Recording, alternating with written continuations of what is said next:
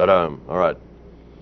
Continued regarding the bridge points we mentioned in the human nervous system that would apparently, from one view, seem to consist of that which could be described as sex. Remember the diagram I used to draw of the human nervous system, but forget whether it literally exists to the point that you might be able to see it, but that there are such gaps, and that they might be covered at one point by sex and the other point by humor. A little further with that, I would ask you to consider just taking that as a hypothesis, if not a given, or a given hypothesis.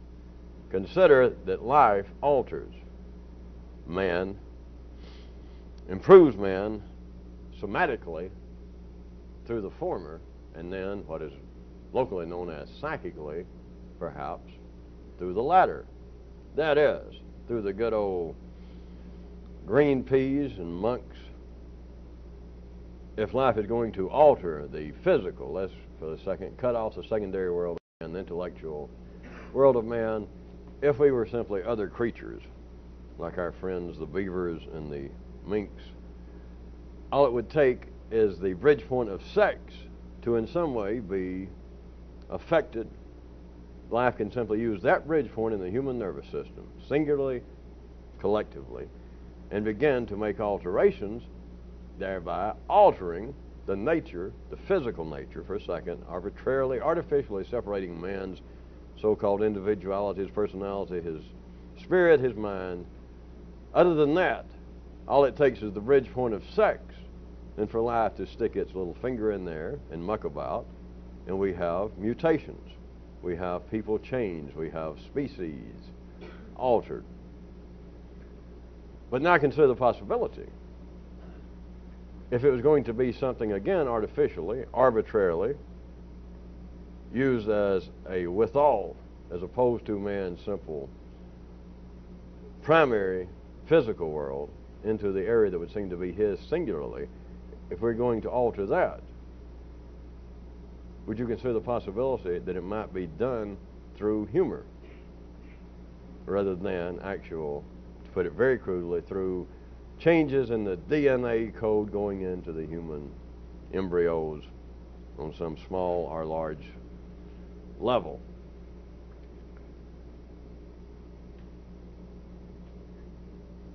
If you were trying to ponder this, you could put into your pondering equation how it is that humor, as opposed to, let us just say, ordinary information, of me saying that the bridge points might be gapped by sex in one spot and by humor in another. Instead of humor, I could have said, since humor is dependent upon secondary activities, absolutely dependent upon the man having a speaking intellect, I could have, why not said, just talk, just information, social conversation. Well, there is something quite specific about humor. Besides these few small, I think they're known as PA attempts, that's literary talk, to analyze humor, to write.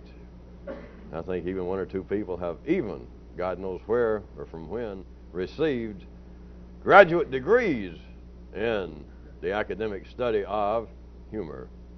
Other than that, humor is simply done. It's not really analyzed. People do not discuss it.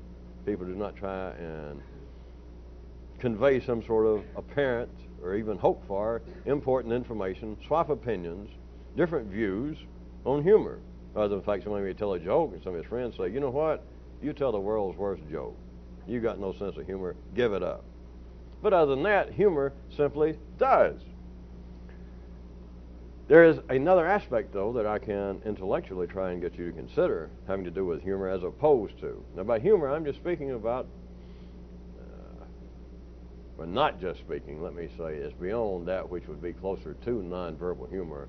We're not really in the area of laughing at someone slipping on a banana peel, because you're even closer then to some no great importance to go into, but you're closer to a kind of secondary primary humor. You're closer to real non-verbal. You're closer to sexual humor than you are humor.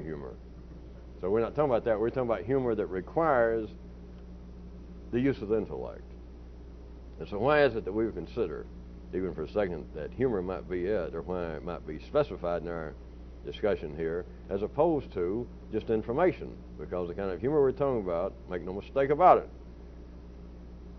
absolutely demands the use of the intellect. We're talking about humor that travels via sound waves. So why humor? Surely be some other possibilities. Scientific information, psychological opinions, etc. But consider something very peculiar about humor.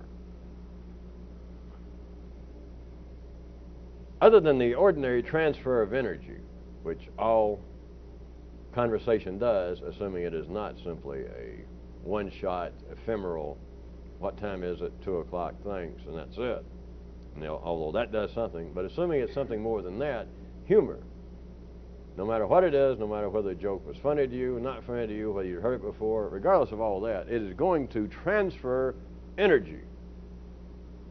The same as if someone says, hey, have you heard the latest joke?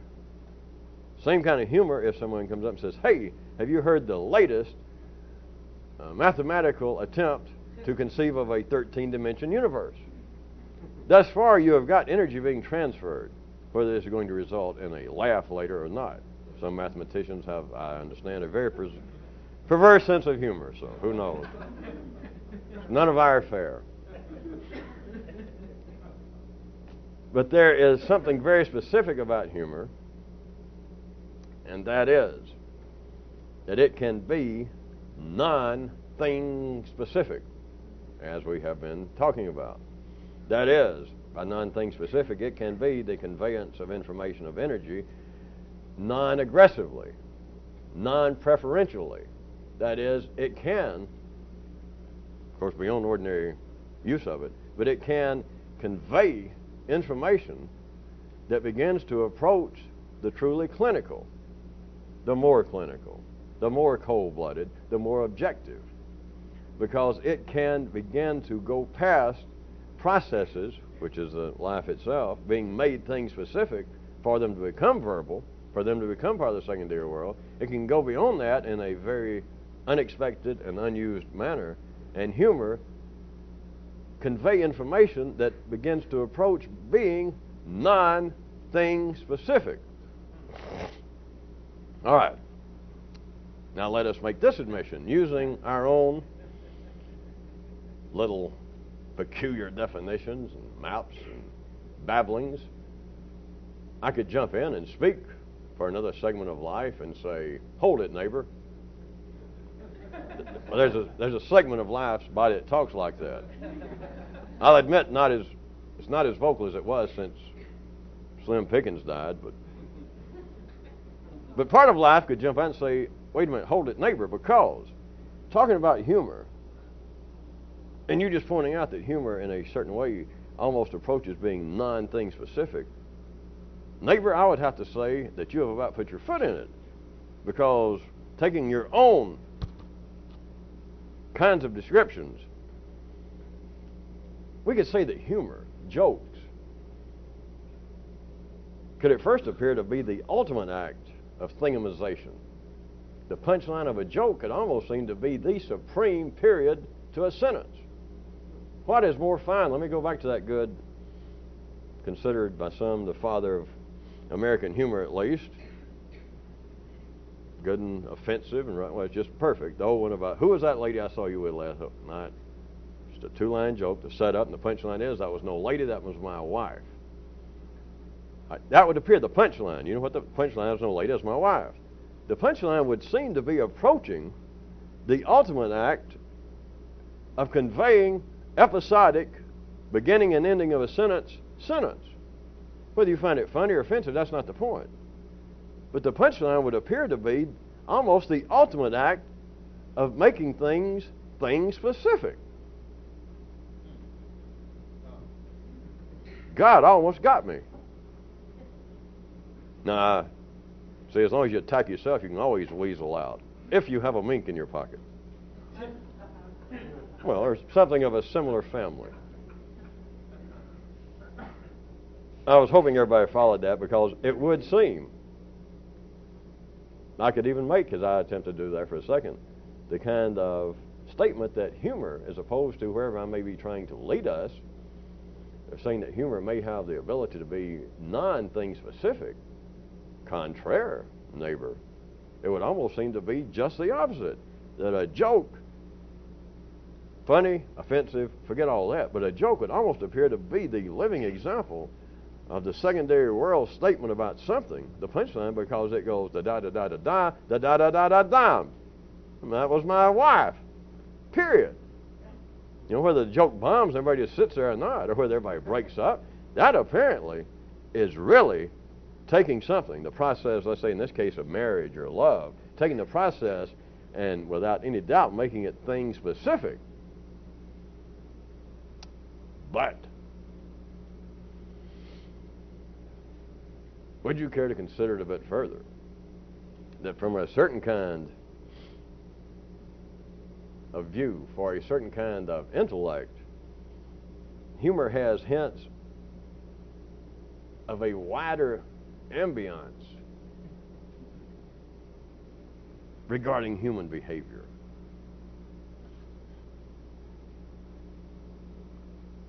It has a wider possibility in what is expected in all forms of expectations.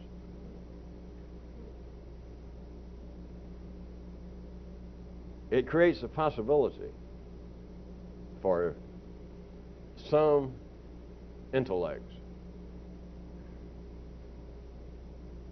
to see past that which is always direct, always episodic, and always thing specific, in spite of what I just did about playing another part of saying contraire. Humor, a joke specifically, could almost appear to be the ultimate denial of that. But now consider. Let's stay with that good joke. The ordinary intellect would take the joke, or any joke, assuming you got the joke, that you understood it was a setup and a punchline. But this joke, as opposed to, again, you might try and think about this in parallel ways for a second, rather than someone rushing up and asking you whether you've heard this joke, and somebody rushes up and says, did you read the latest issue of American Mathematician, wherein Dr. So-and-so says that if his latest equations regarding the 13th dimension are true, it means that everything that apparently would run in parallel lines but then eventually meet beyond Euclidean geometry would then and someday turn on each other and probably result in some kind of mathematical black hole. I just made all that up.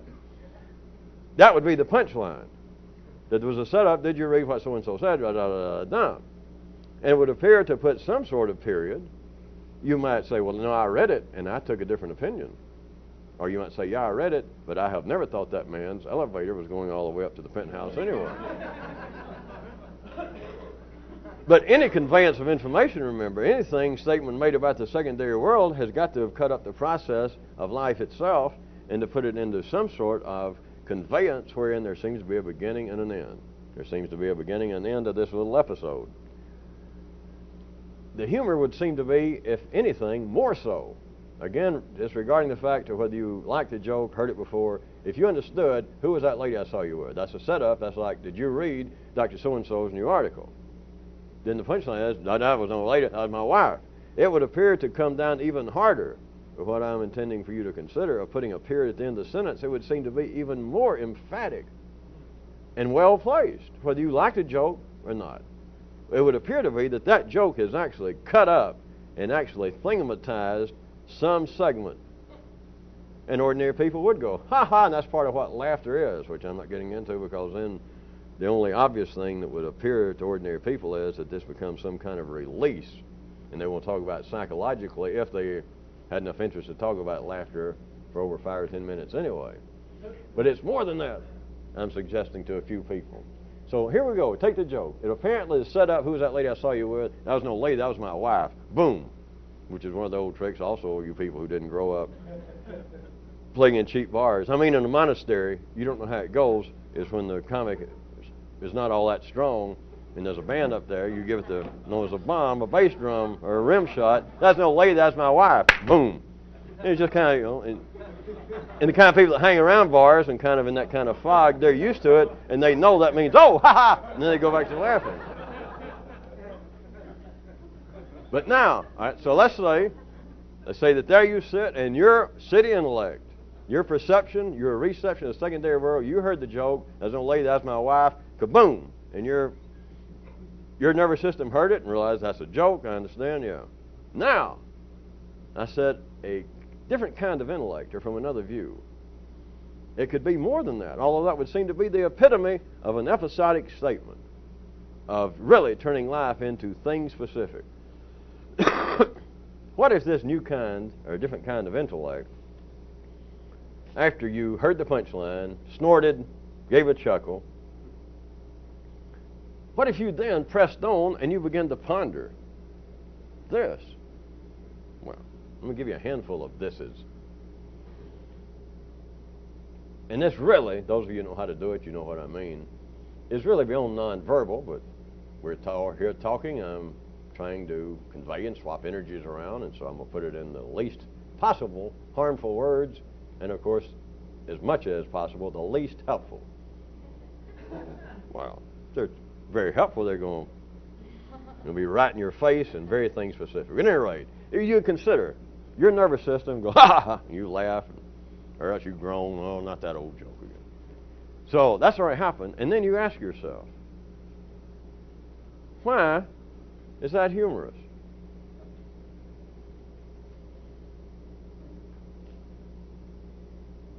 What process did that punchline apparently make things specific?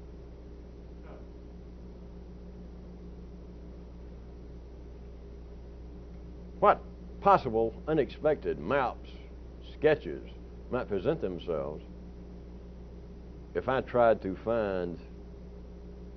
get adjacent to what is, without any doubt, the obvious aggressiveness with the punchline?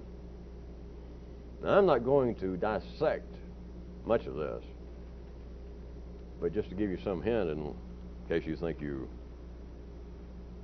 are not floundering in the proper direction, let us say that you do laugh, whether you tried to be civilized and hold it back, but you heard the joke, that's no lady, that's my wife, boom, and you went, your old nervous system went. Just to give you some sort of hint, and this is not psychological for you people on tape just hearing this. It's got nothing to do with romance, it's got nothing to do with the institutions of marriage, it's got nothing to do with anything that sounds like it does, other than the fact that people out messing up their Pampers on the playground have some connection to their father, who's the head of the physics department at MIT down the street. So, but that's the only connection. That's the best I can give you. But you ask yourself, why is that humorous? And then you consider, and I'm just going to do it real quick because do not limit it to this, and I don't even mean this is important. This is bad example, is why I'm going to use it, because it's real obvious. But you could ask yourself, if you know how to do it non-verbally, about the whole nature that's, and I'm going to do it quick because this is not what you'd be doing. And that's why this is a terrible, terrible string of examples, and I do it purposefully, because it's the only ones, it's the easiest ones, conveyance ones you'll hear. But remember, these are the worst ones.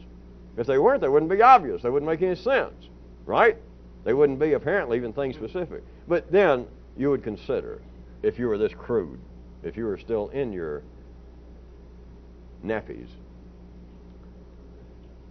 is you such things as, that's the kind of joke only men tell. Why is it only men tell? Why is it women do not have that kind of hostile humor? Then you might start thinking, wait a minute, some of the women I know now hanging around the locker room over there at the gym, some of them are trying to tell jokes like that. Why don't they strike me as that funny? What's happening? Why is it, back to the other one, why is it that men tell jokes like that? Why is it that half the people married in the world are men? And then men seem to have this continuing humor that's always making fun of marriage, making fun of wives. Oh yeah, they make fun. I've heard my brother or somebody, I know that they'll make jokes, sexual jokes about women, But the most aggressive jokes I ever hear are not just about women or sex or your girlfriend. It's after you get married. Then it's when men seem to turn with some kind of viciousness on the women that they claim, I got to have you. I'll die if I don't have you. I'll give up everything. Oh, I'll do anything for you. And then they've been married 6 months and they're telling jokes like this, referring to her as the old bag in the wheelbarrow face and stuff. Why is that? What's going on? Why is it that life is arranged in such a way that men get married, they end up married, and then they make these jokes? Do you follow? Now, those are real. Oh, those are just terrible examples. Because, if we were ordinary, you'd listen to them and think, how insightful, let me make notes. Well, this is psychological commentary after all. Sure, it'll fly, it'll fit, but that won't tell you anything. Life is up to something, as always. And it comes out this way. That's why I say it's childish, because it is childish if you go, wait a minute. Men, wait, I've got it. Oh, wait, come in. Buck Rogers, come in. Men, wait, some men, maybe a lot of men, make hostile jokes about marriage because once they get married, wait a minute, I bet a whole lot of them wish they weren't married. Let me write this down. And therefore, they make a joke about it. Of course, you carried that too far and you're a woman, you might think, wait a minute, that's not as funny as I thought. You may even think, I wish I hadn't thought of that. But back to people that might have the potential of a new kind of intelligence. Consider, as we've been talking about, this area that we're calling the infinitely adjacent. That it's not one thing. Now, if we were ordinary, if I was a psychologist, or if you were and we were talking about this, you could say, well, wait a minute, what you're calling that kind of aggressive humor, I can explain that to you in one sentence. I just did it, but I'll go ahead. And the person will say, what that is a kind of, well, nowadays they would even have it a little more thing specific. In our day and time, probably, a psychologist would say, well, that just simply shows a kind of cultural bias in many men, negative bias, toward women. Of course, a decade ago, it's the same thing. They changed the words. It's the same dance. But they would just simply say, well, men are sort of hostile because of their polygamous nature. It's not their fault, bless their little hearts. But then many men become kind of feeling restrained and somewhat hostile after they've been married and they realize that they can't get out and run around. And so they make up jokes like this. Makes sense to me. Hell, right? That explains it. No, that's something. I don't mean that's wrong. That's as right as kids on playground saying 1 and 1 is 2. But that does not compare much with his father in the head of the physics department up the street at MIT. The thing about humor, if you can see past all humor, if we may back up and make a comment that I think, have all been able to see in the past, all ordinary city humor in some way is based on aggressiveness, hostility. It simply is. It's not open to debate. I'm not trying to prove anything to the ordinary world, but once you see that, you don't have to examine each one, but if you take away just the obvious, once you look for it, any form of aggression out of humor with ordinary people, ordinary jokes, and it's no longer funny. It is, you just take it out. That was no lady, that was my wife. Well, that's an insult. You're saying that your wife cannot be a lady, that the person they're using, without knowing it, the person that set the punchline is using oxymoronical terms. But that's hostile. What if your wife is rather uncouth? Why be hostile? If you take away the hostility, why should you be telling this stranger just because he comes up and says, hey, I got a setup line for you. Who was that lady I saw you with last night? And you say, that was my wife. When you may think, well, she's no lady, but why should I? It's none of your business. It's really none of my business. In other words, if you decide I'm not going to be hostile, who was that lady I saw you with last night? That was my wife. It's not funny. You go, what? That's not a joke. It has got to have that kind of aggression, and aggression, of course, is just a word. It's a form of transfer of energy. It is a form of health for life's general welfare. But if you take away that hostility under ordinary conditions, ordinary people, ordinary minds, ordinary intellects, there is no humor. That's it. Finished. It does not have to be one of these so-called dirty mouth or real hostile comedians that's their stick. It can be anybody, a minister, a nice little Presbyterian or Methodist minister with his hands folded on Sunday that may allow himself once a year a little funny. His little funny. If it is funny, it's hostile. It's got to be. You take away the aggression, it may seem to be the most innocuous, most mild-mannered little funny. But I assure you, well, you should be able to find it. If you take away the aggression, it is not funny. Of course, it may be, if I pointed it out to him or you did, it may be well-founded aggression because it may have been sort of a humorous attack upon evil or the devil. So, he deserved it. Take your best shot. It's still aggression. So having reminded us all of that all ordinary humor is dependent upon aggression, hostility, that form of energy transfer. Now, I'm suggesting to you is beyond that, not in any particular direction. It is adjacent. It is omniambient. There is a kind of humor that is non-thing specific. It is not laughter at someone. It's not laughter at some institution. It is not laughter at thing-specific behavior. And it can still be humorous. It can still be funny because it is beyond being thing-specific. And then it's not just funny. When you know how to do it, it is then sort of mapped to areas getting close to the infinitely adjacent. Wherein, I'll back up to the joke, that you hear the joke, I was no lady, that's my wife. And then, your dance with yourself can be. And yourself is not personal because you're not laughing at that because of something in your personal background. Life made you laugh at that. Life is transferring energies within itself, and parts of it tells jokes, and parts of the other laugh.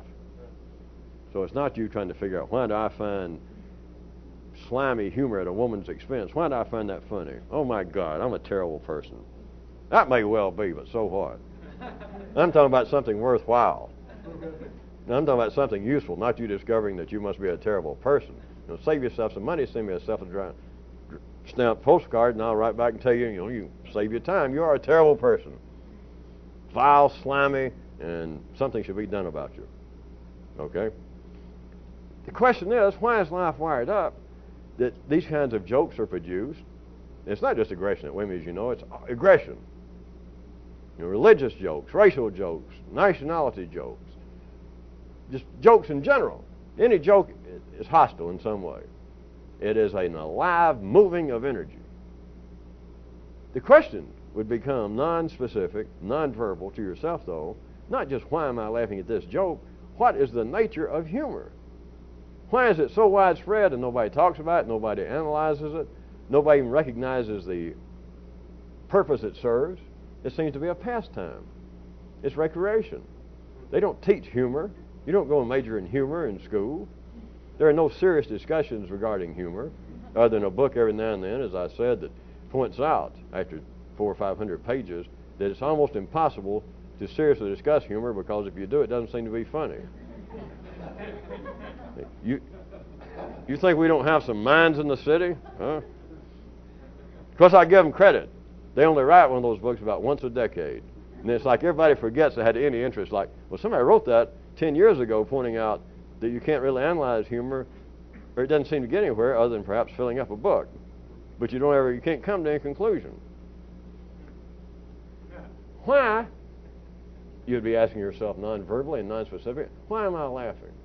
What is life up to? Why is it no one notices? Why is it that humor seems to be almost singularly, once you see it, capable of taking the processes of life and bringing them to an apparent abrupt end? Along that line, I could ask you this again. Why is it that the established, which are also always the conservative forces, so hate and fear humor? Always. Now again, we'll take the easy, no offense to you people with easy minds, but let's take what appears to be material examples, the body politic, the external world. the forces in charge, all the way from political to tyrants, kings, monarchs, prime ministers, into areas that would seem to be somewhat distant from it, religions and etc. But the forces in any area, well, let's say political for a minute, the world that seems to govern the day in and day existence of man, day in, day out, of the physical well-being, the life, economic health of man. Why is it those established forces, always conservative, but why do they fear and hate humor? Dictators have no sense of humor. And there's just a spectrum. If you think there's a wide difference between a dictator and our president, that's one great thing about living in this country. You can think anything you want to, no matter how dumb. So, at any rate, everybody in power.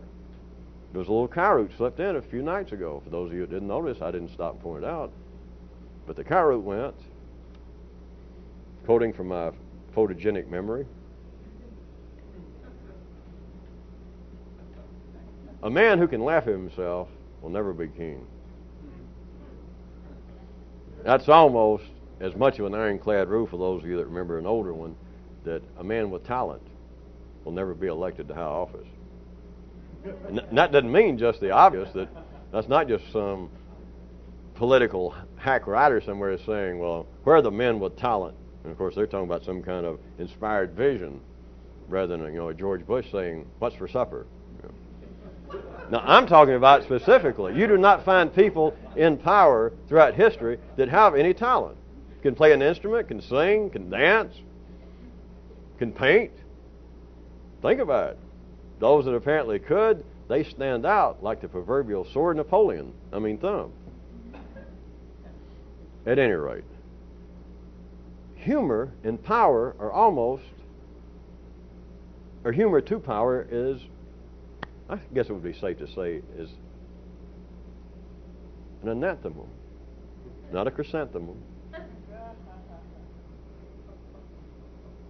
Humor is truly alien to powers in power. Humor would seem to be antipodal to any status quo, no matter what. Whether you approved of it, disapproved of it, whether it was political, whether it's religious, whether it's philosophical. Think about it a second.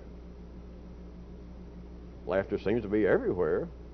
You hear laughter all the time. You may say to yourself, I'm the kind of guy that has a pretty rollicking sense of humor. I enjoy a good laugh. But there are whole areas of life wherein laughter is verboten. It just does not occur. They don't have to put up a sign saying, do not laugh here. You do not walk into the middle of Mass. You do not walk into religious services. You do not walk into the halls of Congress. You do not walk into the Prime Minister's office in any country in the world and laugh. They don't have the laugh patrol there, armed, saying, whatever you do, don't laugh or we'll have to shoot you or at least whip you severely.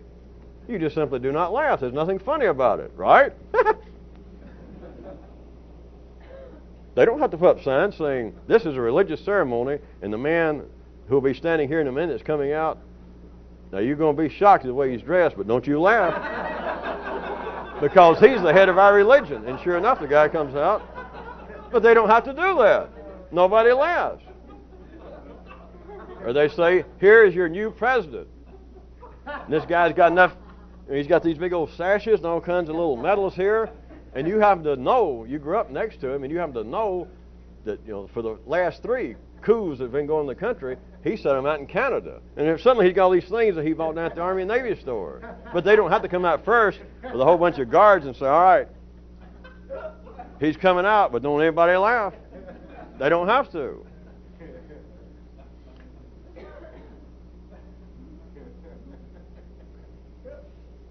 Back to what I was asking, though, this is not, if you needed to focus your attention for a second, go back to what I said, the established powers anywhere, political powers and others, but they fear and hate humor. And the more that any political situation, that is, the more the movable state, the one that's out there, not yours, but the one that seems to be able to shift around, the one out there, the more it is dancing with one guy or one woman, But the more that the people are dancing one guy, the more it is an autocracy. The less there is any tolerance for humor. I mean, that's no secret. I didn't just suddenly discover that. The more, put it quite crudely, in the ordinary city political sense, as you should know, the more repressive is a regime anywhere, the less likelihood there is that you're going to find any satirical publication. You're going to find some guy on a street corner in a nightclub telling jokes that in any way, I'm talking about any way, you could construe as pointing fun at the big guy whose picture is probably up there behind the wall, you know, bigger than the whole club. It simply is not tolerated. You get into areas that seem to be more tolerant. Let us say us right now as opposed to, say, Cuba right now or Romania a year ago. That you can say here in this country, you can laugh at the president. Yeah, you can poke fun at the prime minister in England and all sorts of places in the world. But let's say here would represent a real example that you can laugh at the president. People do make jokes. Every night on television, I'm sure, and in nightclubs. Maybe. But when the president walks out and they start playing Hail to the Chief, and here comes this guy walking out, waving his hands, does anybody laugh? Are they repressing laughter? No. Are people staying around with guns and shades on and waiting to see who laughs when the president comes out? So when I say that the conservative established forces fear and hate will not tolerate humor, those of you should be getting good. That does not simply mean, this will be childish talk, it does not simply mean that the dictator or the prime minister himself won't tolerate it. I'm talking about life won't tolerate it. The prime minister, the president of the United States, does not need a laugh patrol out there to keep people from laughing when he walks out on the lawn, when he waves, when he just said something dumb the day before or 2 hours before. Life will not tolerate it. It's not him. Of course, I know people think it was Ceausescu in Romania or Stalin had people around, and they found out if you make a joke about the big guy, you're going to buy the cheese yard. You're done for. That may be, but it wasn't him doing it. Which I guess is pretty cold consolation for those that had their throats opened up more than they cared to sing. But it is life will not tolerate it. Once forces are in position, for whatever reason life has, it needs a Stalin to run the USSR for a while, whatever it is. It is life that does not tolerate humor on any kind of wide, expansive scale directed toward the established powers. It just comes out in ways that are politically, historically defensible to say, well, all right, that guy himself, Stalin, had no sense of humor. Nobody made a joke or said something about, boy, that mustache, you look like you could be playing Wallace Berry's stand-in. Hey, you'd have been good in the Keystone Cops. You didn't do that to Stalin. He go, what? Kill that guy. And that's the end of it. And very quickly, people catch on very quickly, nobody made a joke. Maybe somebody figured, not the mustache. Then he said, hey, if you had any ears any bigger than that, Walt Disney could use you in a movie. Kill him. And then maybe somebody decides, well, wait, I'll just make a joke about his height. And then this third person might look around to his two friends that have just gone the way of all flesh and thought, well, I don't believe I'll say that. And so that was the end of Joseph Stalin and humor directed there towards. And so it would be, of course, politically correct to say, well, now, he did it. The man was a maniac, had no sense of humor, and all tyrants, all people like that are that way. Right.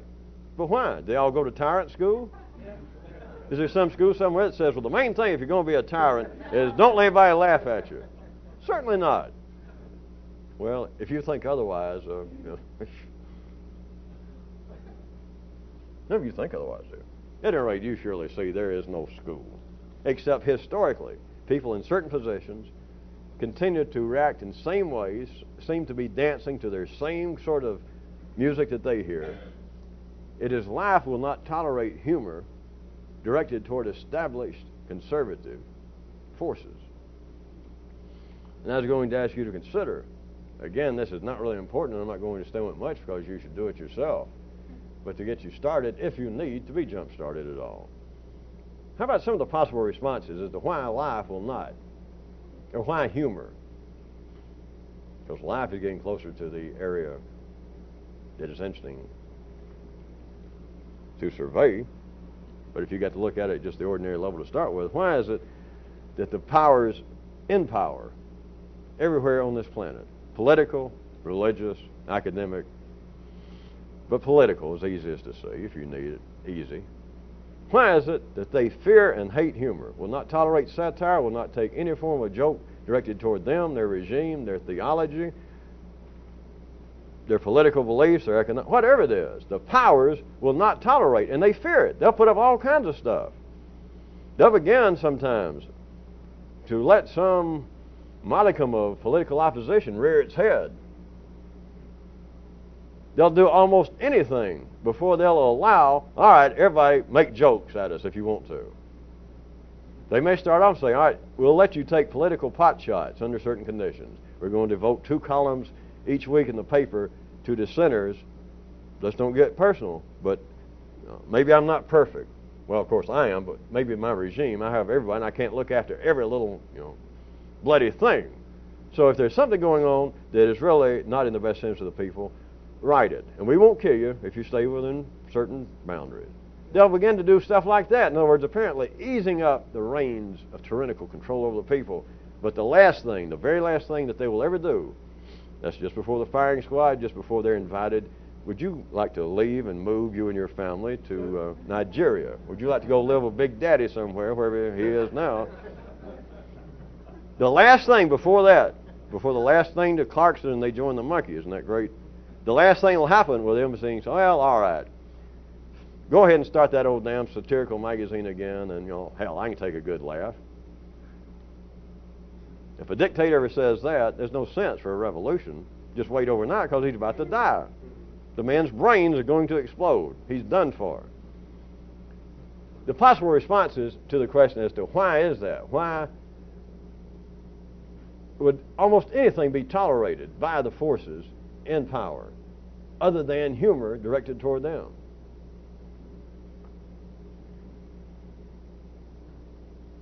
Just possible ways I could give you a verbal hint if you need any, is that, and we'll have to use our terms, of course, human terms toward things more manifold and complex, but life's growth is a serious business. And because what we think of, normally called aggression, is necessary for growth. Aggression, the dance wherein somebody is dominant and somebody is submissive, one way or the other, is necessary for things to grow and move. And to do the dance, you must be serious. That is, you must be aggressive. Even if you're being passively aggressive, you're part of an aggressive dance. Or you could see another possible response to why they won't allow humor is what I was suggesting that you consider already, that humor might begin to hint at possibilities beyond things being things specific. That there might be other possibilities, not just other possibilities other than the official state line, the propaganda they're putting out. I don't mean that, because in the city there's all kinds of people saying, well, that's not all there is. They're thinking that they're in disagreement with it. Aha, there's the answer. No. Something beyond all of that, which is now getting in, because you're past the three-dimensional dance of opposition. Because now you'll be getting closer to the area of the infinitely adjacent. And humor might take people there. Well, there's always that chance. It might not force you to go there, but why run the risk? Or another possible way that I could verbally suggest. Let's take it down to good old neighborhood level. What if humor was given just free rein under conditions wherein everything has got to be under some control, or life could not grow? What if with some people, or too many people, that humor might become more fun, more interesting than the ordinary games that life forces us to play? Such as, I want to be in power. And if I can, at least I'm going to give the guy in power, I'm going to give him hell. Instead of playing whatever the game is in life. Your little local game, your temporary game, your passing games, the ideas you have about economics, about politics, about religion, about human relationships, and the kinds of adverse criticisms you have against other such attitudes, prevailing attitudes. What if you found out that simple humor of a very complex kind was more fun? Of course, I don't mean just laughing sarcastically at people. That would still be part of the aggressive dance. But if you were into the area wherein I was hinting that humor can be non-thing specific, non-aggressive, that kind of humor, which would be another kind of humor, neo-humor, that kind of humor might be more fun than the very things that seem to have initially spurred the humor. That is, everything going on in the secondary world. That a kind of humor toward it might be fun than whatever it was. Now, you couldn't have that. Not if you were alive, you couldn't. Trust me. Take my word for it. Take life's word for it. All you got to do is look around. Anytime we say take life's word for it, as you look around, you see what's going on. And you see what's going on, you can take life's word for it.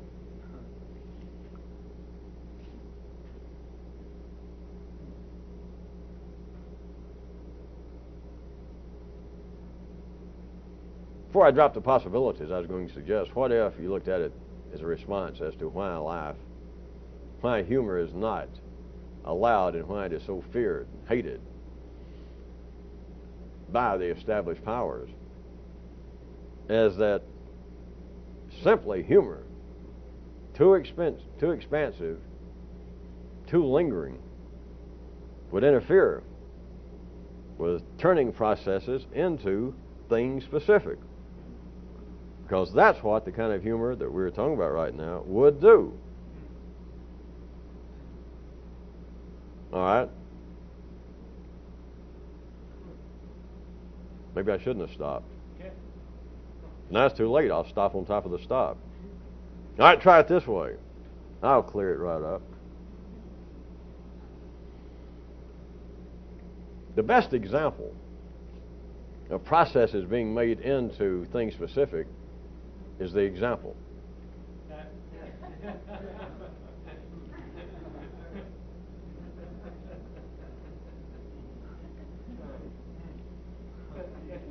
But what is more to be depended upon, what is more direct, what is more meaningful in the ordinary world than an example? But that is the best example of taking the processes of life and making them things specific, is an example. All right, you've got to stop baking to ever get an example. That is a piece of a pie. The only way you could ever sample what you're doing is you have got to stop the baking process.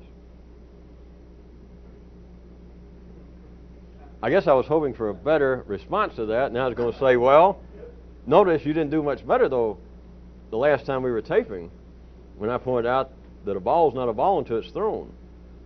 And I know several people that seem to be, that perhaps out of force of habit, anything that sounds very enigmatic, perhaps your hand is just now prepared to write it down. From ordinary views, you can say, well, I know what a ball is, and there it is. But they have been in the process of making this ball. I don't know how long it takes in a ball manufacturing. Let's talk about a baseball. It has to go through several hands, being stuffed and tied and whatever they do. Shine it up, stamp on the name. And it goes through, let us say, at least some form of an assembly line. And it can get through here, and it comes out, and it dumps them all down the box. And you can be standing there and say, well, that's a ball. I've known a ball, and other people standing around. And I'm outvoted. They say that's a ball. And nobody's touched it yet. Off the assembly line. But it is not a ball until it is thrown. It is not a thing specific until somebody uses it as a thing specific. They had to stop the process. And don't let your old tired human brain say, well, sooner or later you've got to stop the process. I mean, they can't make the ball forever, or they can't bake a pie forever. So you don't understand. You're used to episodes on television that they run for 30 minutes, and they come on every Tuesday. And each show has a beginning and an end. And then I point out to you, though, but television goes on for blooming ever. Yeah, but the episode I'm talking about has a beginning and an end. Well, now wait, you're using that as an example to show me I'm wrong, right? Yeah. You've got to stop the baking process instead of the ball manufacturing, is when I started with you tonight. You've got to stop the process to ever have an example of what you're doing, or what they're doing, what anybody's doing. And you can say, well, you can't bake a pie forever. They go through a process and some kind of assembly line in these large commercial bakeries.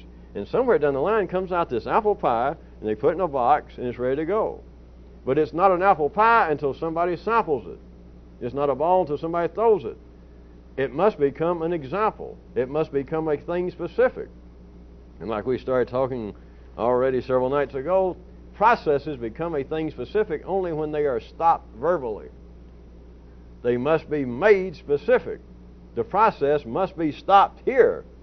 It just apparently is stopped there because you finally got to stop cooking the pie. You cannot bake forever and ever and ever, not the same pie. Oh, you mean as an example you can't keep baking the same pie? Yeah. But the bakery runs 24 hours a day. The greatest example of processes becoming thing specific is the example. To sample the secondary world, to taste the pie, to feel that good fresh baseball, to give it a good old heave. You have got to stop the process. And literally, it's not even the question. The process has got to be interrupted for you to extract a piece of pie. The process of manufacturing baseballs has got to be interrupted for one baseball to finally be thrown. Because it is not a ball until it's thrown. I don't care what it's called. Until it's thrown, it is not thing specific. It is still part of the process, even though that specific ball is now through with everything they're going to do there, and it's down in this box waiting for shipment. It may sit there a week, a month. I don't care. But for it to become an example of a baseball, it's got to be thrown. The process has to be stopped. Somebody has to walk up. Well, let me try this one. It is then an example. And the guy, let us say, is the CEO of the baseball company. And he gives it a heave, and he says, well, lighten up on the course. Yeah. As an example, he thought, well, something happened. The process had to be stopped.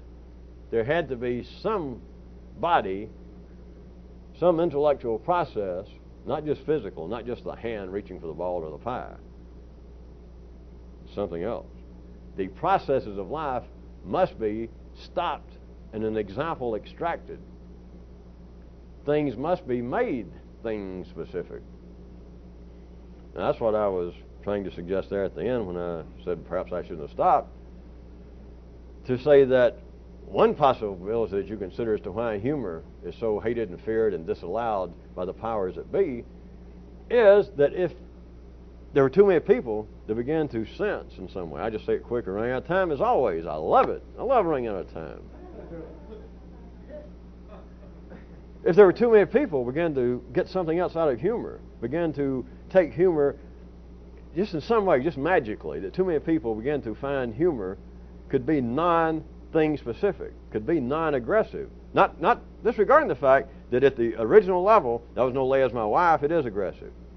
But then they got into the areas that began to approach the infinitely adjacent. Then what's connected with all this? Why am I laughing at that? Why does other people laugh? Why are they jokes? Why are they jokes like that? Why are they jokes not like that? Why are there jokes that seem to be green? Why are there jokes that seem to be over 6 feet tall? Why are there jokes that are sometimes wet? That, if it got too widespread, whatever that meant, I was suggesting to you would begin to interfere directly with the process of processes becoming thingamatized, of processes being stopped and made things specific. No tyrant could continue. I'm just using the crude examples apparently out here. No presidency could survive. No pope, no rabbi, no professor, no CEO could survive the onslaught of uncontrolled humor. Not at him specifically, because he could handle that if he had to. If he's just laughing about, oh, I've heard of you. You're Joseph Stalin's, or you claim to be his son-in-law. Well, you're ugly enough. I don't think you got the pow. They can handle that if the humor is thing specific. But what if the humor was seeing the infinitely adjacent? That the humor wasn't directed at this guy all dressed up in these funny clothes saying, I'm God's representative here on earth. And you think, God, you make Bozo the Clown look like he dresses conservatively. What is that? Not that, but the humor which would begin to take one to the areas where you begin to see there is an ambiance to all of this. There is a process that is ongoing, and all examples that everyone has mean nothing. That is, an example of one man or one thing doesn't mean anything unless you understand that one man is exemplary of everything. Not theoretically, not some kind of New Age flim-flam or somebody thinking, oh my God, I'm beginning to have Zen flashbacks from my days back in Ashbury. To literally see that there's no little man dressed up there with a funny hat on and saying he's God's representative, or there's no guy there with all this kind of hash and stuff on his chest and saying, the cosmos picked me out to rule you people. None of that. That's just seeing children on the playground. That is taking as an example the processes stopped. The processes halted. An example of something in the secondary world is an example of nothing. An example is the best example of processes being made thing specific. In other words, you could not have a better example of what I'm talking about that you should avoid than an example. That is the best example possible. Anybody says, especially guys say, well, all right, what the very thing I'm telling you, when I was growing up, forget it. I mean, if it's Billy Graham, if it's Francois Mitterrand, if it's Margaret Thatcher, if it was Buddha back from the dead, as soon as they begin to say, and they're telling you something, and say, well, all right, for an example, I'm going to tell you, when I was young, when I was growing up, forget it. Or if it was God, if he showed up, and he started saying, of all the problems you people have given me and what I tried to do for you, and he says, well, as a matter of fact, I was thinking about 600 years ago, anybody that starts that, anybody that uses, especially them as an example, but any example is bad enough. But as soon as a guy, God's or anybody else, begins to tell you what kind of guy he is on the basis of an example, like, well, now, I'm not going to tell you. In fact, what I'm about to tell you will display a certain kind of self-effacement because I don't come out looking that good, but yet I'm a big enough God or a big enough guy, I'm going to go ahead and tell you. It was about 400 years ago, or it was the day before yesterday, I'm going to tell you what happened to me. As soon as somebody starts using I as an example, not only can you ignore them, if they had any sense, they would ignore themselves. Because they have made the processes of life, that is their own life, they have now made it thing specific. That is, well, I'm an example of some of the shortcomings of life. Or I'm an example of what can be done through pulling yourself together and giving up carbonated drinks and going back to Mother Church and being nice to your family. I used to be a terrible person, but now anybody that makes themselves an example has taken the process of being alive and, as is necessary in the secondary world in the city, have made them an example of things specific. In a sense, it is suicide. Not somatically, you hadn't killed yourself physically, but it's this kind of suicide. That's what every example is. You have had to stop the baking process. You've had to close down, cut down everything. We've got to stop. And assume this is the world's largest bakery. It's the size of the universe. And it runs all the time. Everywhere you look, they're baking pies. For you to get one example, you have got to close down everything. You got to say, and they all got to stop. That's the only way you can get a piece of pie. That's the only way you can extract an example is you have got to close down the bakery. We're not talking about damn bakeries. You got to close this down to get an example. You have got to take the non-ending process of life and, in a sense, stick it on a pin and say, well, I've collected another specimen. And ordinary people, of course, that passes as it should for intelligence, a new piece of information. All right, this is a prime example of what I was already suspecting. This reaffirms it. You have taken a piece of the process of life and, as it were, took a pen and stuck it down. You now have a dead piece of something. We're out of tape. And I just don't know what else to say. I'm speechless. Well, not literally. Well, as an example. Just before, when I was driving over here tonight,